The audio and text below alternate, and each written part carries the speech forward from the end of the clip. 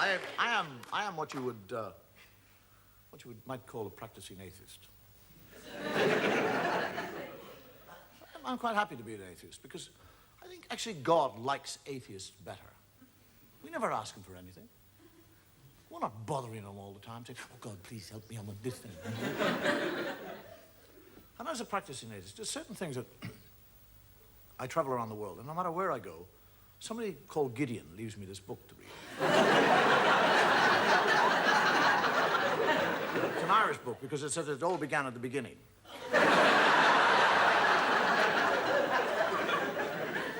There are certain things that, when I read the Bible, and I do read the Bible, that I find difficult to understand. I mean, if God has been there forever, what was he doing before he got to us? I mean, what was he out there doing? Was he sitting there going, bored today, what'll I do?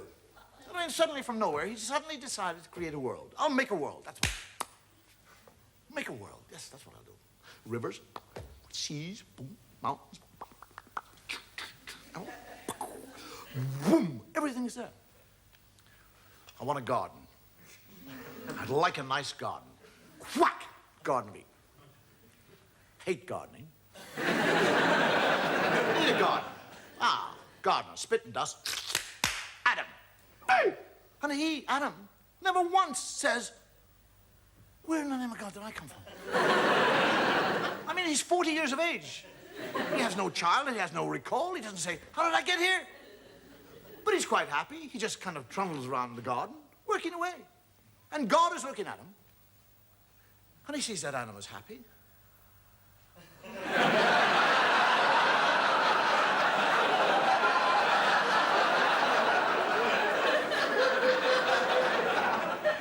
I didn't put him there to be happy.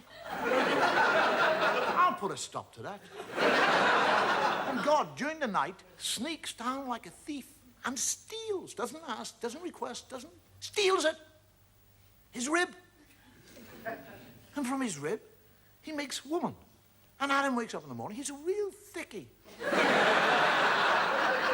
He's lying there, and there's somebody else, he doesn't say, where did you come from? How the hell did you get here? Where did you get those lumps?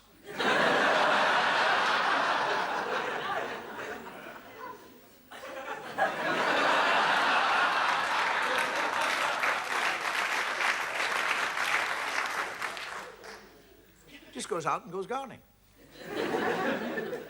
And God comes down and has a conversation with Eve and tells her that she can eat of any fruit in the tree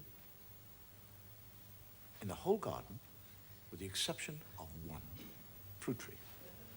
He's talking to a woman. He actually tells her not to eat of the fruit. And then when she said, which tree can't I eat? He said, that one over there. He points it out to her. And when he goes and hides, and she sneaks up to the tree, and a snake comes down and has a conversation. A snake. Now, if I see a snake, I'll back off. One starts talking, I'll crap myself.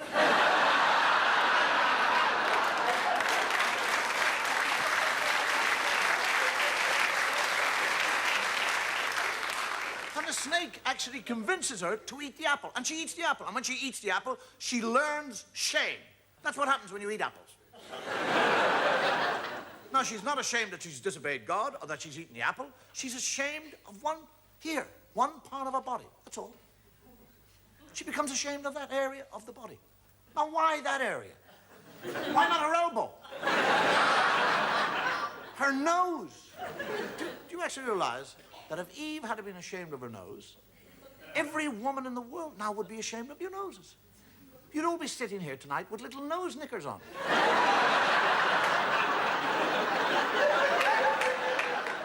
Men would be in nightclubs watching totally naked ladies with G-strings on their nose. Take them off. Oh, I saw a nose. Oh.